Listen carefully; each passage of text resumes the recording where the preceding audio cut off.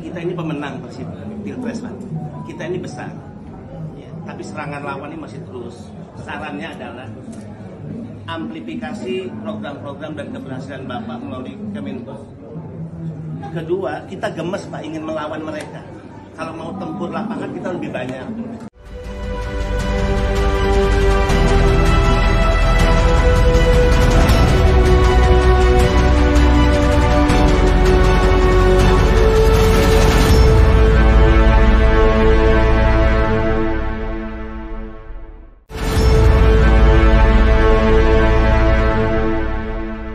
Halo, apa kabar Anda semua? Assalamualaikum warahmatullahi wabarakatuh. Sebagian besar dari Anda saya yakin sudah lihat ya video dari Kepala Badan Pelindungan Pekerja Migran Indonesia BP2MI. Kalau dulu BPNTKI lah, Pekerjaan Tenaga Kerja dulunya ya. Ini pejabat publik itu yang ketemu Pak Jokowi dan kemudian tadi videonya seperti Anda lihat tadi. Ini tempur gitu, wah serem juga ya gitu. Dan saya tuh banyak sekali dapat kiriman dan salah satunya ini saya lihat juga banyak diunggah juga di media sosial. Salah satunya itu diunggah di akun Twitternya Bung Andi Sinulinga. Ini beliau adalah aktivis kolaborasi warga Jakarta gitu ya. Dan komentarnya ada lucu tapi menurut saya serem juga karena ada kata perang-perangnya. Mari kita ajak Anda ngobrol dengan Bung Andi Sinulinga. Assalamualaikum Bung. Salam, Mas Ersu. Yes. Ini sekarang negara nih. Ya, negara lagi kondisi darurat ya kelihatannya ya. Ya. Negara dalam kondisi darurat nih kelihatannya. Ya, kalau terus seperti yang terjadi di di GBK itu menurut saya rekonstruksi mereka bahwa keadaan ini darurat. Oh, jadi, rekonstruksi ya. Kan begini ya Mas Ersu ya. Jadi yang di elit ini merekonstruksi seolah-olah Indonesia ini mau hancur tuh. Jadi direkonstruksi seolah-olah yang mengkritisi, ya kan banyak yang mengkritisi pemerintah itu. Misalnya kasus PSSI Kanjuruhan itu kan memang pendapat masyarakat minor terhadap pemerintah penyelesaiannya. Ada kejadian gempa di Cianjur misalnya soal penanganan. Yang namanya civilian society itu udah pasti cerewet dimanapun itu. Makanya kan istilahnya dulu kita belajar politik itu karena kalau masyarakat sipilnya belum ini maka harus ada watchdog. Watchdog itu salah satunya media. Itu kan sebagai namanya sudah watchdog, emang anjing penjaga menggonggong, penjaga malam yang membuat para pejabat itu emang nggak boleh hidup tenang. Dia harus kerja. Coba lihat bagaimana mereka melakukan hal yang sama terhadap Anies Baswedan. Tapi kan bedanya circle-nya Anies Baswedan itu tidak membangun framing bahwa seolah-olah Jakarta itu darurat gitu loh. Nah, ini kritik demi kritik. Nah, tentu orang mengkritik itu banyak modelnya. Dari mulai yang paling santun sampai yang paling kasar. Tapi apapun itu semua adalah kritik gitu yang dialamatkan kepada pemerintah. Kemudian nah teman-teman ini apalagi teman-teman ini kan rata-rata pejabat ini gitu kan. Pejabat ini kan ya. Ya menerima fasilitas dari negara. Kemudian kita tidak pernah tahu accountability-nya, tidak pernah ada audit kinerja. Selain yang kita tampak adalah langkah-langkah politik yang dilakukan untuk kepentingan establishment negara. Nah, ini yang menurut saya berbahaya kalau kayak begini terus nih. Nah, tapi kalau persoalan di tengah-tengah masyarakat itu menurut saya sederhana Mas Ersu. Pangan terjangkau. Ya kan? Harga-harga relatif daya beli masyarakat cukup kuat menggapai harga-harga itu. Lapangan pekerjaan itu mudah diakses. Layanan kesehatan, pendidikan yang baik untuk anak-anak, keamanan di jalan-jalan, orang hidup aman. Ini kan yang sebenarnya basic need publik. Tapi coba Mas Yarsu perhatikan apa yang disajikan oleh elit. Coba tuh. Negara ini mau hancur lah, ada kelompok-kelompok intoleran lah, ada khilafah lah, ada kelompok yang tidak NKRI lah. Sesuatu hal-hal yang semuanya itu adalah hal-hal yang debatable, yang yang sangat ilusif gitu, ilusif gitu ya. Sementara yang ini tadi yang dibutuhin rakyat itu real. Nah, mereka tidak bisa masuk ke yang real ini. Nah, karena itu dibangunlah framing-framing yang menyesatkan. Nah, ini biasanya orang-orang yang kayak begini ini terjadi pada perilaku sindrom megalomania. Nah, itu yang saya tahu tuh Mas Yarsu ya. Orang-orang yang megalomania itu kan merasa paling kuasa, merasa hebat, takut kehilangan kekuasaan, dan dia suka sekali itu mendeskripsikan sesuatu yang sebenarnya tidak begitu. Nah, kalau kita tidak mau menggunakan istilah bohong gitu ya. Jadi menggambarkan sebuah ketakutan di tengah-tengah masyarakat bahwa seolah-olah hanya dialah yang bisa mengawal negeri ini, dan kalau ikut dia negeri ini aman tuh. Semacam membangun fear-mongering gitu ya, politik ketakutan terus-menerus yang sebenarnya problem dasarnya tidak seperti itu. Nah, ada lagi kekuasaan yang modelnya berbeda. Misalnya kalau kita lihat bagaimana politik kolosium misalnya di di Roma. Itu kan memang sebuah pertunjukan yang dibangun, orang adu pukul, adu bunuh, saling baku tikam, baku bunuh. Kenapa? Karena kerajaan, pemimpin nggak mampu lagi mensejahterakan rakyatnya, Mas Yarsu. Dihibur dengan gladiator gitu ya? Iya, kemudian dibikinlah sebuah pertempuran, dan uniknya masyarakat itu bisa tepuk tangan dalam kesusahan karena melihat pertunjukan itu. Nah, saya melihat gejala ke arah sana itu sudah nampak. Bahwa ini seolah-olah mau dibikin pertempuran. Jadi pertempuran itu, pertempuran pro dan kontra ini dibikin semacam kolosium aja nih. Masing-masing punya gladiator dan kemudian tepuk tangan, sehingga kerja-kerja pemerintah yang harusnya lebih konkret itu tidak lagi dilihat oleh masyarakat banyak. Karena nanti kalau dia sudah terbelah begini, Mas Yarsu, kalau sudah terbelah berdua gini, biasanya kelompok-kelompok rasional itu yang di tengah itu sedikit tuh dia itu. Kalau kita lihat, kita raba semua hasil survei dari mulai tren di DKI itu pro dan kontra itu yang di tengah itu paling 15-20%, dia jadi kecil.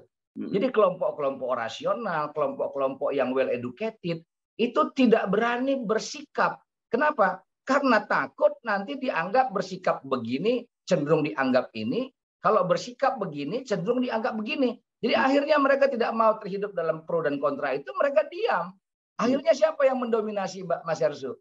Yang mendominasi itu adalah kutub-kutub yang sebenarnya tidak menjawab kehidupan bermasyarakat kita.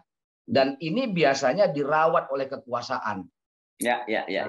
Nah, menurut saya pertemuan di GBK kemarin itu murni adalah pertunjukan politik. Itu bukan kepentingan negara, tidak ada kepentingan negara di situ. Itu murni kepentingan politik, pertunjukan politik untuk mempertahankan eksistensi Pak Jokowi. Tentu kalau Pak Jokowi selamat, yang di belakang-belakangnya juga selamat tuh.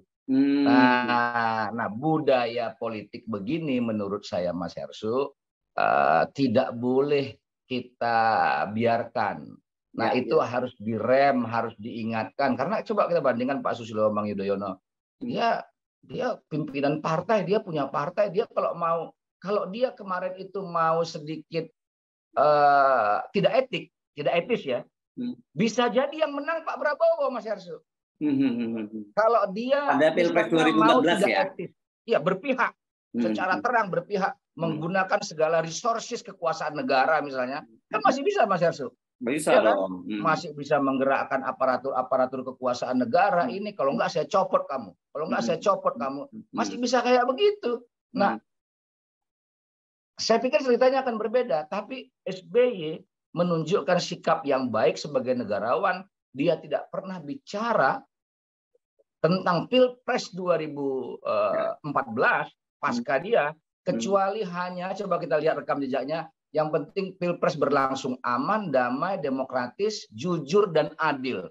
Jadi prinsip demokrasi itu, pemilu itu adalah jurdil. Nah, narasi jujur dan adil ini tidak pernah diadres oleh Pak Jokowi. Nah, itu yang menurut saya yang paling penting itu. Oke. Gini. Sebelum kita lanjutin ngobrol, coba supaya aman kita tonton lebih lengkap ya videonya yang kemarin ya. Boleh. Kita tonton. Kita ini pemenang Pilpres, Pak. Kita ini besar. Ya, tapi serangan lawan ini masih terus.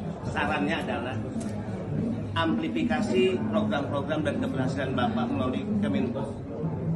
Kedua, kita gemes, Pak, ingin melawan mereka. Kalau mau tempur lapangan kita lebih banyak.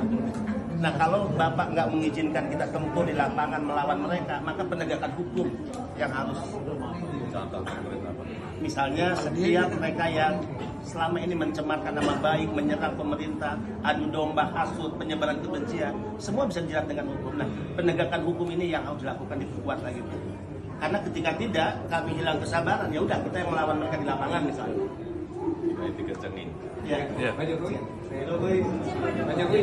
Nah, tadi udah kita tonton ya, Bung Andi.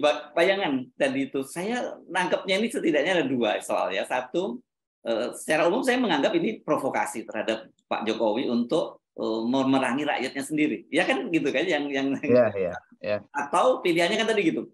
Kalau Pak Jokowi tidak membiarkan kita bertempur, maksudnya bertempur saya nggak tahu apa, bertempur di lapangan loh, bukan di media sosial. Itu pilihan Pak Jokowi harus menggunakan instrumen hukumnya untuk menindak secara tegas. Dan Pak Jokowi tadi meresponnya dikencengin ya, maksudnya gitu. Nah, itu apa Anda menafsirkan dari video ini secara secara gamblang lah sebenarnya maknanya kan? Iya, arogan. Itu yang saya bilang tuh jadi di situ ada dua itu. Arogansi itu muncul dari kekhawatiran. Bahwa pasca Pak Jokowi, kalau ini tidak kalau lawan-lawan politik yang mereka persepsikan lawan-lawan politik itu dibiarkan terus membesar, kemudian menjadi pemenang Pilpres, ini sudah pasti dihantui dengan perasaan tidak enak, Mas Hersu. Itu yang dinamakan dengan post power syndrome itu. Kita, Mas Hersu, dulu kita nggak pegang handphone, tapi begitu kita terbiasa megang handphone, begitu nggak ada handphone, jangankan 1 hari, 1 jam kita nggak pegang handphone, Mas Hersu, kayaknya udah kiamat negeri ini. Padahal dulu juga kita nggak pernah punya handphone tuh. Nah, apalagi kekuasaan, Mas Hersu. Kekuasaan itu lebih berbahaya dari opium. Kalau opium kalau opium itu mungkin membahayakan 1-2 orang. Nah, kekuasaan itu bisa membahayakan banyak orang dan termasuk orang mencanduinya. Nah, makanya ada banyak orang sering mengatakan kekuasaan itu candu. Jadi naluri untuk candu itu tinggi. Nah, saya berharap tentu walaupun saya bertanya ya tentang tanggapan Pak Jokowi dikencengin gitu. Nah, dikencengin itu nanya atau penegasan. Gitu kan, ini kan yang kita perlu juga untuk klarifikasi nih. Dikencengin itu maksudnya adalah ketika sudah lihat kayak gitu, maunya dikencengin itu pertanyaan itu atau kira-kira atau itu memang sudah kesimpulan tuh. Nah, kalau kesimpulan bahaya sekali, Mas Hersu. Nah, mudah-mudahan saya harapkan tidak begitu.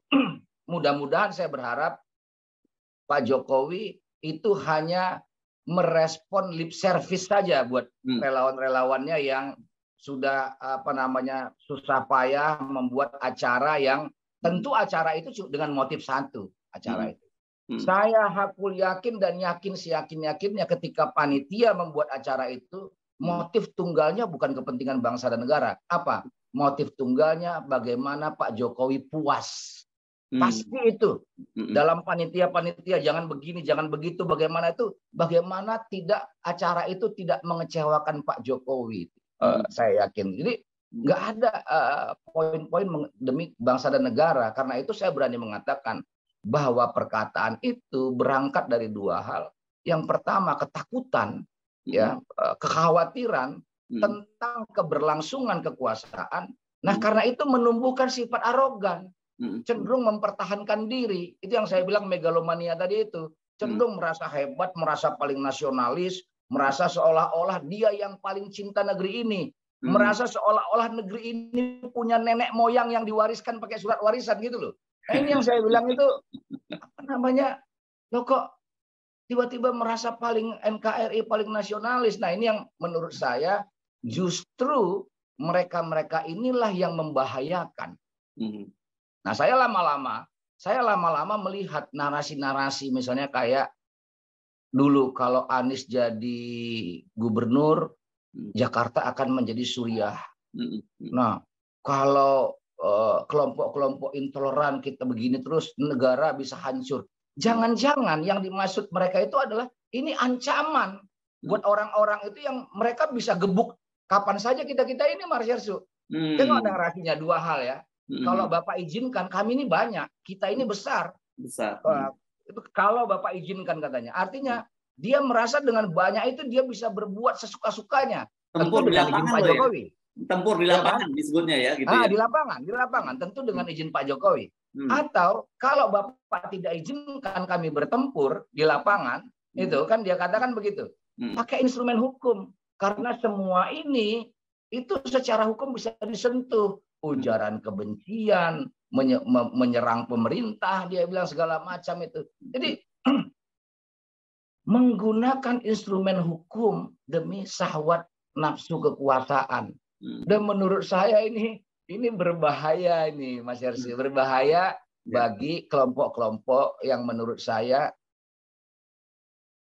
yang berpolitik ya, misalnya yang memang sudah terfragmentasi, katakanlah anti pemerintah gitu, ada begitu. Dan itu juga sah kok. Boleh anti pemerintah, boleh dilembagakan, makanya ada namanya oposisi, boleh. Karena itu, tapi anti dalam politik itu, ya, anti pemerintah dalam politik itu dipertarungkan dalam diskursus, dalam ruang-ruang debat yang tersedia, bukan ruang debat yang stigmatik, ya, seperti yang digunakan oleh kekuasaan hari ini. Boleh, sah itu. Atau kelompok-kelompok sipil yang mungkin lebih dinamis, lebih ekspresif dalam menyampaikan pikiran-pikirannya yang mereka anggap mereka tidak satisfied terhadap kekuasaan negara. Itu macam-macam. Coba bayangkan Mas Yarsu, kemarin saya melihat ada sesuatu pertunjukan yang menurut saya tidak wajar. Orang protes RUU KUHP di Car Free Day, ya, itu dilarang sama aparat, diambilin karena dibilang ada izin nggak segala macam gitu. Ini sedang Car Free Day olahraga pada segala macam lah.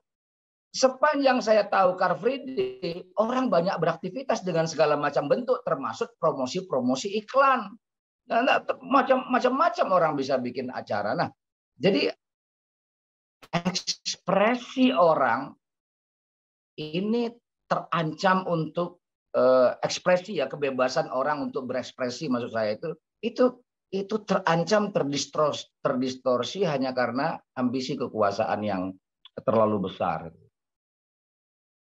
Begitu Mas Yarsu. Ya, dan yang menarik ini ya, saya kira dugaan Anda tadi tidak terlalu salah karena bukan kita aja yang gerah dengan acara kemarin itu, ternyata PDIP, partai pengusung dan pendukung Pak Jokowi sendiri juga merasa ini bukan acara yang layak ya, kemarin acara gerakan Nusantara Bersatu itu, dan protesnya sangat keras mereka. Ya, apalagi kalau PDIP sendiri, saya lihat ada dua tokohnya itu. Yang pertama saudara Deddy Sitorus, yang kedua adalah sekjennya sendiri. Tiga partai ya kalau sekjen ini ya, kira-kira ya. Itu mengatakan, itu menurut saya itu sesuatu yang keras. Jadi berarti di dalam lingkaran Pak Jokowi sendiri, atau bisa saya simpulkan di partai pengusung Pak Jokowi sendiri, orang kecewa dengan kegiatan itu. Orang bukan hanya tidak puas, tapi kecewa dengan kegiatan itu. Yang kalau saudara Deddy Sitorus lebih keras lagi mengatakan itu kegiatan cuma dua motifnya, motif kekuasaan, motif ekonomi. Jadi ini menurut saya udah ini kanibal nih. Kalau kekuasaan politik itu cuma motifnya dua ini itu. Nah, kenapa saya gunakan kata kanibal? Karena kalau saya lihat si Bung yang pejabat negara dulu BNP 2 TKI, sekarang apa namanya BP 2 MI ya, sekarang namanya. BP 2 MI. Itu BP 2 MI gitu. Jadi kalau saya lihat, ini memang kanibal gitu loh. Ini barbar ini, gitu loh. Ini apa namanya barbarian. Itu bahasa yang paling tepat. Bayangkan Mas Yarsu di depan presiden, itu kepala negara, diskursusnya diskursus murahan kayak begitu gitu loh. Nah, menurut saya Itu yang menurut saya mungkin bagi saudara kawan-kawan kita di sana itu menganggap mengkerdilkan Pak Jokowi. Jadi Pak Jokowi bukan justru tambah besar dengan acara kemarin, justru tambah kerdil. Dan kalau kita lihat tren-tren lembaga survei dari Kompas termasuk terakhir LSI gitu ya, efek endorsement Jokowi, ya menurut saya ini sesuatu yang wajar kalau mengkhawatirkan karena endorsement Pak Jokowi dalam berbagai lembaga survei tidak lagi signifikan, Mas Hersu. Nah, yang saya takut, ini kekhawatiran saya, mudah-mudahan kekhawatiran saya nggak benar. Jadi setelah sekian lama orang berjuang di bawah, kemudian lembaga-lembaga survei, ini kan lembaga survei ini juga merangkap sebagai opinion leader kan, yes, kan? Yes, Membangun narasi-narasi, membuat publik opini, nakut-nakutin kandidat lain, nakut-nakutin partai lain supaya jangan dukung selain Ganjar, kan gitu-gitu nih. Saya hitung itu ada 4 lembaga survei, saya nggak usah sebut namanya, itu ada 4 itu yang gitu-gitu. Kerjanya nakut-nakutin partai lain untuk jangan mendukung Anies, ia mendukung Ganjar. Termasuk nakut-nakutin PDIP juga kan? Mendukung Ganjar. Ya. Kalau kemarin tuh yang ditakut-takutin kalau Prabowo versus Puan, maka Prabowo menang. Jadi ditakut-takutin kalau Prabowo nggak mau menang, jangan Puan lawannya, kan kira-kira kayak begitu tuh. Nah, sebelumnya dibikin lagi Prabowo Anies menang. Kalau nggak mau Anies, ya jangan itu lawannya. Lawannya harus Ganjar, kan ini. Itu kan yang saya bilang adalah pembentukan opini. Dan ternyata faktanya itu tidak berdampak signifikan. Nah, mudah-mudahan dugaan saya salah ya. Mudah-mudahan, saya berharap sekali salah. Mudah-mudahan bukan karena begitu dilihat tidak signifikan, kemudian Pak Jokowi dengan PD-nya muncul ke publik. Dengan asumsi dia merasa bahwa kalau dia yang bergerak, kumpulkan orang yang banyak di GBK, itu publik akan terpengaruh dan akan terhipnotis kembali. Maka coba lihat gaya pidato Pak Jokowi itu kan gaya pidato yang menurut saya minus konten, tapi ekspresif. Nah, jadi orang yang kalau minus konten itu ekspresif, itu biasanya memang ingin menghipnotis. Makanya Mas Yasu perhatikan ya. Masyarakat kita memang kayak begitu kebanyakan. Coba saya sering perhatikan, ada ustadz hebat ceramah rame, kemudian dia cerita, waduh hebat sekali ustadz itu. Dia ceramah apa, saya bilang? Nggak tahu, pokoknya hebat aja gitu loh. Jadi orang nggak lihat lagi, nggak dengar lagi kontennya, tapi yang sudah terbangun dalam kepalanya itu adalah hebat. Bung Karno kalau pidato itu luar biasa. Bicara apa Bung Karno? Pokoknya luar biasa gitu loh. Jadi sesuatu yang menurut saya memang hipnotis gitu ya. Ada orang-orang yang punya kemampuan itu. Nah, saya kira Pak Jokowi punya kemampuan itu untuk menghipnotis publik sehingga orang nggak lihat lagi kontennya, hanya melihat ekspresifnya. Karena itu Pak Jokowi juga menawarkan kepada publik jangan lihat kontennya, lihat fisiknya. Berkerut, rambutnya putih. Jadi Pak Jokowi tidak lagi menawarkan kepada publik kalau memilih pemimpin, lihatlah perilakunya, lihat track recordnya, lihat kompetensinya, lihat akhlaknya, lihat integritasnya, perilaku semua itu. Nah, Pak Jokowi membalik itu semua dengan melihat pemimpin dari bentuk fisiknya. Coba itu. Jadi dari sini bisa dilihat Pak Jokowi bukan orang yang berorientasi pada konten, tapi pada gimmick. Nah, itu disampaikan oleh Hasto juga kemarin itu disampaikan itu pada gimmick. Nah, karena memang gimmick-gimmick ini kadang-kadang suka menghipnotis orang-orang yang tidak kritis. Nah, itulah kenapa maaf Mas Yarsu, kita sekolah dulu kan satu aja sebenarnya sekolah dulu menurut saya. Selain banyak teman ya kan critical thinking. Kan itu yang apa namanya yang membuat kenapa kita sekolah. Nah, saya mengutip apa yang dikatakan oleh Pak Ki Hajar Dewantara, sekolah itu cuma sederhana supaya orang bisa hidup merdeka. Bagaimana cara hidup merdeka? Ya pikiran harus kritis. Sehingga kekritisan itulah yang memerdekakan kita. Kalaupun kita mengambil sebuah kesimpulan, itu dari proses tesa, antitesa, sintesa dan seterusnya itu kemudian menjadi kesimpulan dan kita benar-benar jadi manusia yang merdeka. Tapi kan faktanya nggak begitu. Pak Jokowi tahu banyak publik yang tidak merdeka. Nah, karena itu perlulah dibikin show kayak di GBK kemarin itu.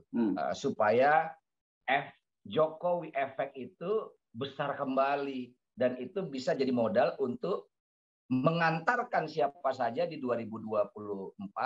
Ya syukur-syukur bukan hanya mengantarkan, didorong kembali untuk 3 periode. Nah itu mudah-mudahan dugaan saya ini keliru. Karena kalau dugaan saya keliru, baguslah bangsa ini ke depan. Ya, oke. Tapi saya kira gini, kita jangan menduga-duga ya, Bung Andi Sindung. Kita lihat fakta di lapangan. Ya, fakta di lapangan itu banyak sekali orang yang, saya nggak mau nyebut relawan karena ternyata banyak sekali juga yang dimobilisasi kan fakta-faktanya begitu ya. Itu satu meneriakkan 3 periode, 2 periode, dan bahkan membawa apa ya namanya itu flyer atau apa ya yang bukan flyer ya, spanduk-spanduk yang flyer, poster-poster. Ya, poster-poster yang berisikan 3 periode. Jadi sebenarnya pesannya jelas. Menurut saya ini bagian dari proses kampanye 3 periode. Dan itu mungkin kalau saya dianggap berlebihan, Anda sudah melihat prosesnya mulai sejak dari Kongres dari Munas HIPMI yang berlangsung di Kota Solo. Di situ kan juga ada permintaan untuk memperpanjang masa jabatan dari Pak Jokowi. Jadi makanya itu kemudian kita jadi paham juga ketika PDI juga merasa tersinggung karena PDI itu sejak awal juga menolak kan gagasan untuk memperpanjang masa jabatan ataupun 3 periode ini gitu, Bung Andi. Ya. Iya, kalau soal 3 periode itu keyakinan saya, Mas Yarsu, kalau ditanya keyakinan, saya yakin gerakan itu ada. Nah, dan saya yakin keinginan itu ada. Tapi kan keyakinan saya ini membuktikannya kan sulit. Selain kita melihat jejaknya. Karena itu saya mengatakan mudah-mudahan keyakinan saya itu dugaan yang salah. Kenapa? Saya masih berharap negeri ini bagus, Mas Yarsu. Jadi saya melihat bahkan dari Riau, Mas Yarsu, dari Riau ada sekelompok petani sawit yang sebenarnya bukan petani sawit, itu pengusaha-pengusaha sawit, itu menyampaikan aspirasi kepada Bapak Menko Perekonomian. Oh, yang dulu ya, sebelumnya itu ya, lama itu ya. Tuh. Nah, kita tahu siapa insinirnya, bagaimana kegiatan itu terbentuk. Nah, kemudian habis itu Zulkifli Hasan press conference. Nah, di DPR. Nah, itu langsung di DPR tuh. Baru Pak Muhaimin menyampaikan itu. Nah, ya baru Menteri Investasi ya, kemudian segala macam diwacanakan itu. Jadi kalau dikatakan 3 periode, keinginan untuk lanjut, jadi 3 periode atau dilanjutkan 2 tahun itu fakta. Fakta politik, saya masuk itu adalah fakta politik itu kita dengar, kita lihat gerakannya, direkam oleh wartawan, kemudian menjadi laporan khusus para wartawan, dan itu banyak pengakuan-pengakuan dari elit politik bahwa gerakan itu ada, siapa-siapa motornya, nah semua sudah ada itu. Nah, tapi kan luar biasa kan tekanan publik pada waktu itu sehingga gerakan itu turun, plus partai-partai politik pendukung pemerintah juga banyak yang nggak mendukung, Mas Yarsu. Nah, termasuk PDIP tidak mendukung kan, kemudian termasuk Golkar juga saya yakin tidak mendukung, walaupun tidak frontal. Nasdem jelas alamatnya jelas tidak mendukung gitu ya, misalnya 3 periode itu. Jadi memang kehendak partai politik, elit juga bagaimana mungkin untuk lanjut lawang kita juga kepingin kan, kira-kira kayak begitu. Saya yakin gerakan itu masih terus jalan, tapi keyakinan saya itu akan patah di tengah jalan dan sudah berguguran ya, sudah berguguran walaupun tidak menyurutkan gerakan-gerakan itu, khususnya dari para relawan-relawan ini. Nah, itu yang saya katakan sebenarnya kalau Pak Jokowi mau happy ending, berakhir dengan baik, Pak Jokowi harus benar-benar menjadi Presiden Republik Indonesia, bukan menjadi presiden relawan. Nah, tetapi satu hal saya kira sebenarnya kemarin boleh dibilang Pak Jokowi kan kalau kita lihat excited sekali ya, dan pidato tentang berbagai keberhasilan bahkan yang saya terheran-heran menyebut bahwa ini puncak kepemimpinan Indonesia di G20 itu kan begitu.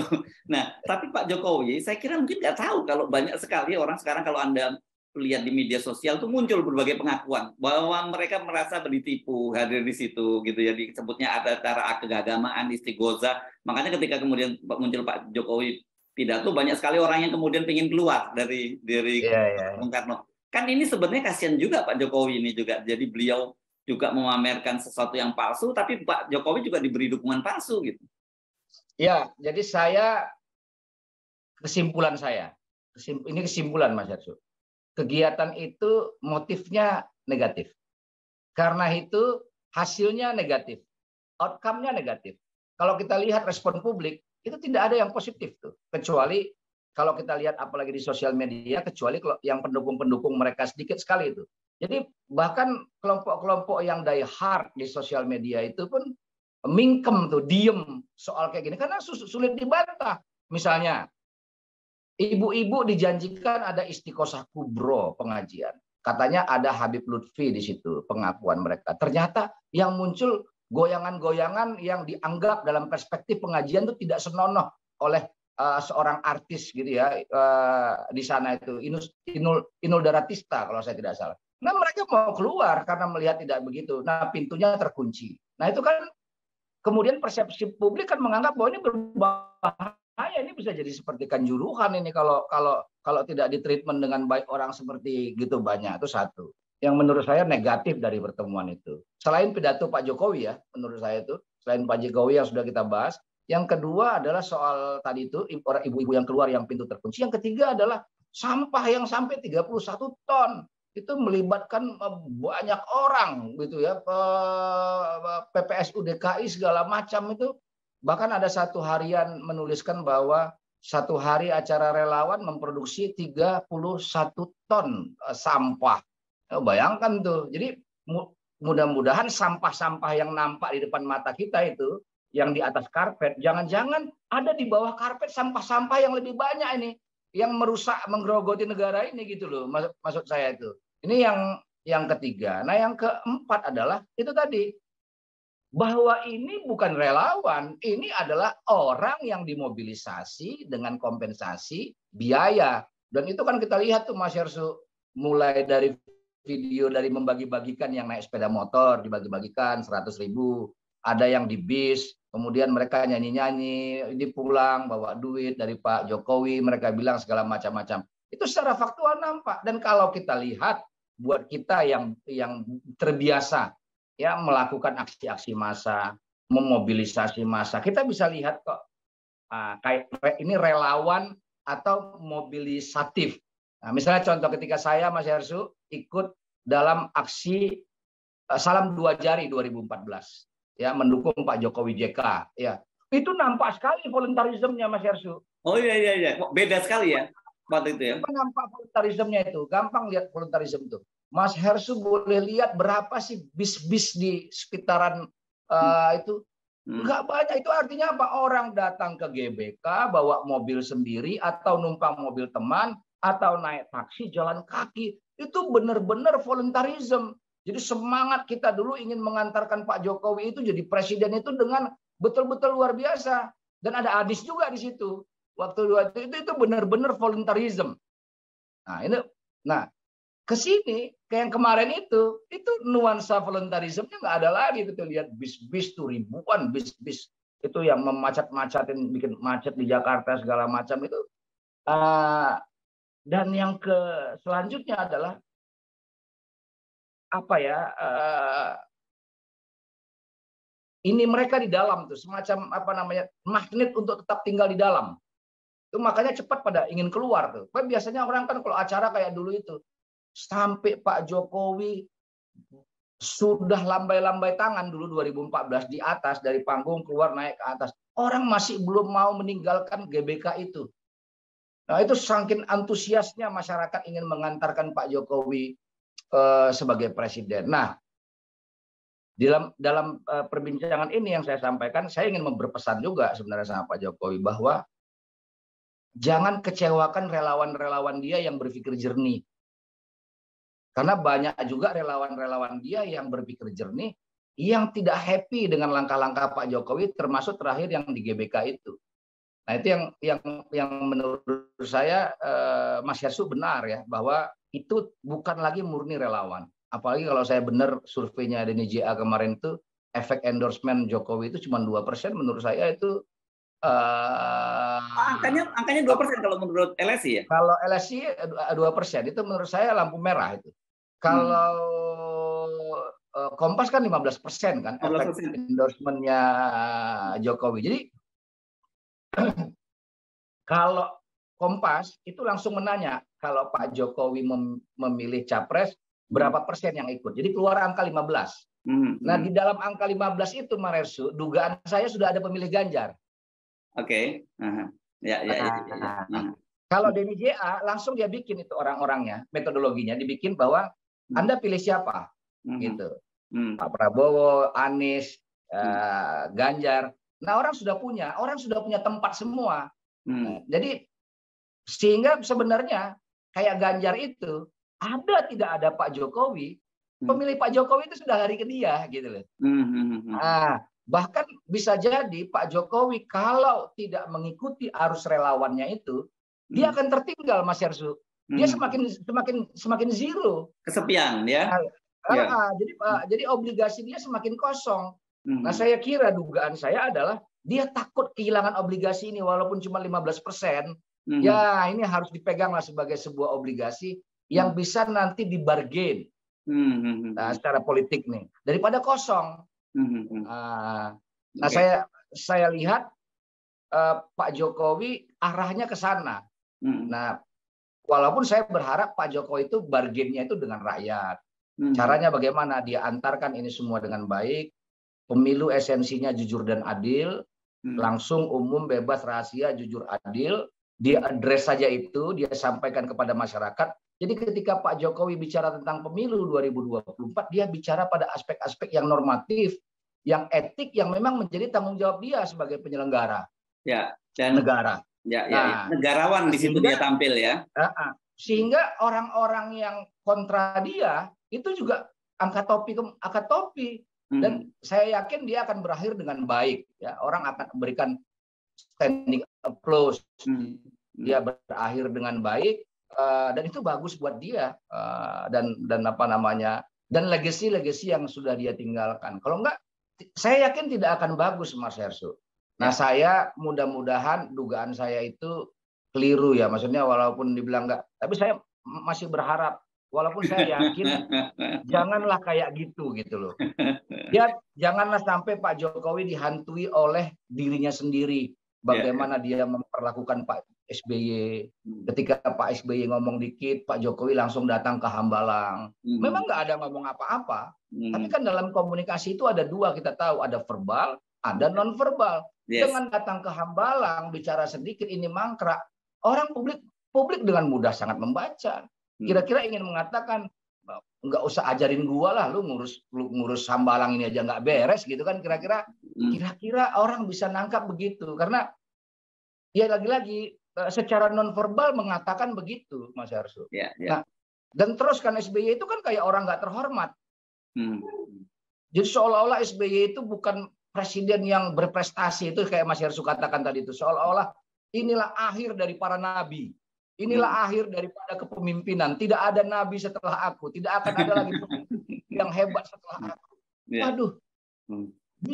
Di Jakarta ini kegiatan-kegiatan besar di Indonesia ini sudah biasa. APEC di kegiatan bukan Pak Jokowi. Kita nggak tahu kegiatan APEC dulu Pak Jokowi di mana. Udah biasa. Pak SBY dikasih penghargaan oleh Kerajaan United Kingdom gitu. Dengan penghargaan Pak Harto, Pak Habibie. Itu orang-orang besar. Yang apa namanya? Nah, kalau terhadap G20, Mas Hersu kalau jadi presiden kemarin terhormat di G20, tapi bukan karena Mas Hersu, itu karena negara. Jadi siapapun menjadi pejabat negara, maka orang itu akan hebat. Karena apa? Karena energi negara. Nah, kita ingin kalau negara sudah memberikan energi kepada kita, karena kita menjabat sebagai kepala negara, energi kita naik, status sosial naik, kewenangan kita naik. Nah, berikanlah energi ya balik itu.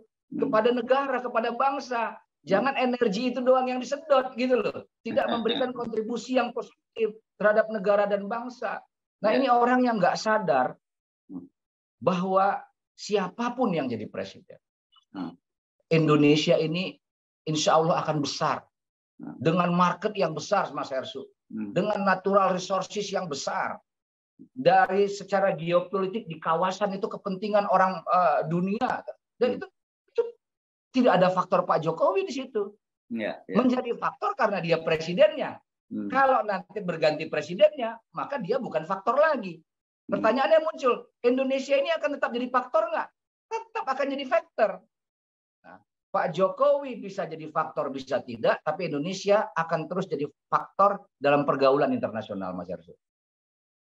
Jadi gini, saya ingin kita tentu semacam rekomendasi ya. Syukur kalau dijalankan, syukur terserah kalau. Tapi kita ingin tentu saja itu semua untuk kebaikan kita semua ya. Kan dampak dari pernyataannya itu sangat serius ya. Seperti Anda sebut tadi ya. Pertanyaan Pak Jokowi tadi yang dikencengin tadi itu pertanyaan atau pertanyaan atau semacam penegasan atau sikap dari Pak Jokowi gitu. Saya kira ini harus ada semacam klarifikasi ya dari istana maupun juga yang bersangkutan. Karena bagaimanapun juga ini ini antara dua pejabat kan, Bung Andi ya. Meskipun posisinya satu relawan, satu presiden. Tapi ini kan dua pejabat, yang satu adalah ketua BP2MI ya. Kemudian yang satu adalah seorang presiden. Dan ini kan sebenarnya tidak elok dilakukan itu, dan orang kemudian berpikir kejadian buruk apa yang terjadi kalau kemudian Pak Jokowi meneruskan atau menyetujui rekomendasi dari, atau saya nyebutnya provokasi dari ketua BP2MI. Ya, kalau Pak Jokowi, jika Pak Jokowi mengaccept itu sebagai sebuah aspirasi, wah berbahaya sekali, Mas Arsu. Berbahaya sekali. Dan saya kira semua pihak harus mengambil sikap untuk itu. Dan saya yakinlah, maksudnya itu mudah-mudahan Pak Jokowi eling, itu dia sadar tidak ada kekuasaan yang abadi, kurang hebat, terhormat apa Pak Harto dulu, Bung Karno dulu, segala macam. Ini penyakit bangsa kita, Mas Arsu. Kebanyakan tahu kapan harus memulai, tidak tahu kapan harus berakhir. Dan ini penyakit, tidak tahu kapan harus berakhir ini. Nah, saya kira Pak Jokowi harus kita ingatkan. Kenapa harus kita ingatkan? Karena kalau dia tidak ingat, tidak eling dia itu, yang berbahaya bukan hanya dirinya, tapi juga negara. Nah, jadi itu kepentingan kita itu. Nah, kepentingan kita tentu kita punya subjektif. Saya juga punya subjektif mendukung sosok yang akan layak jadi calon presiden besok. Tapi yang subjektif itu tetap koridornya harus kita taruh dalam sebuah etalase permainan yang sudah ada rule of the game-nya. Di dalam rule of the game itu ada etik-etiknya. Itu kan menjadi indah politik kita, Mas Arsu.